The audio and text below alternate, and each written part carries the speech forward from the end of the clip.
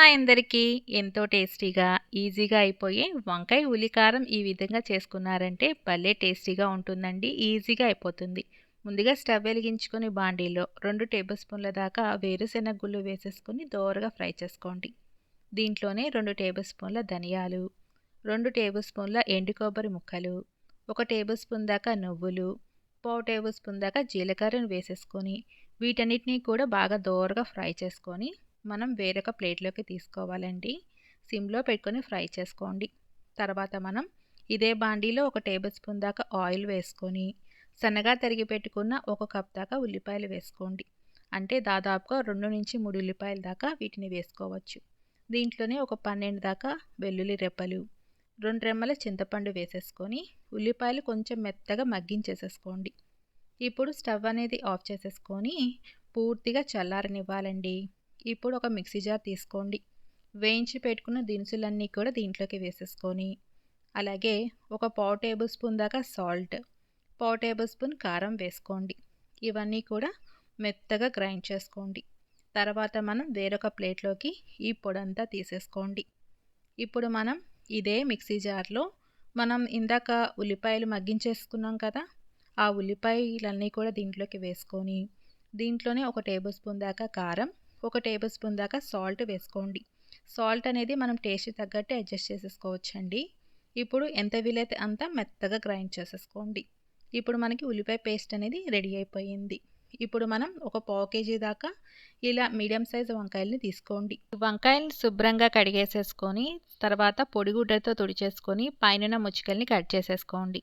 ఇప్పుడు ఈ వంకాయని 2 భాగాలుగా కట్ చేసేసుకొని ఇలా ఒక పక్కకి ఘాట్లు పెట్టేసేసుకోండి. లోపల పుచ్చుందో లేదో చెక్ చేసేసుకొని మనం ఇందాక గ్రైండ్ చేసి పెట్టుకున్న ఉల్లిపాయ పేస్ట్ని దీంట్లోనే పెట్టేసుకోండి. ఇలా స్టఫ్ని పెట్టేసేసుకున్నాక తర్వాత మనం ఇలా అన్నీ కూడా వంకాయలన్నీ ఇదే విధంగా స్టఫ్ పెట్టేసేసుకొని రెడీ చేసుకోవాలండి. చూడండి, అన్నీ ఇలా రెడీ చేసేసుకున్నాక దీన్ని పక్కన పెట్టేసేసుకొని స్టవ్ వెలిగించుకొని బాండీలో 2 టేబుల్ స్పూన్ల దాకా ఆయిల్ వేసుకోండి. దీంట్లోనే స్టవ్ పెట్టుకున్న వంకాయ ముక్కలన్నీ కూడా దీంట్లోకి వేసేసుకొని ఒకసారి అటు ఇటు మిక్స్ చేసేసుకోండి. తర్వాత మీడియం ఫ్లేమ్లోకి టర్న్ చేసేసుకొని మూత పెట్టేసి ఒక 5 నిమిషాల పాటు మగ్గించేసేసుకోండి.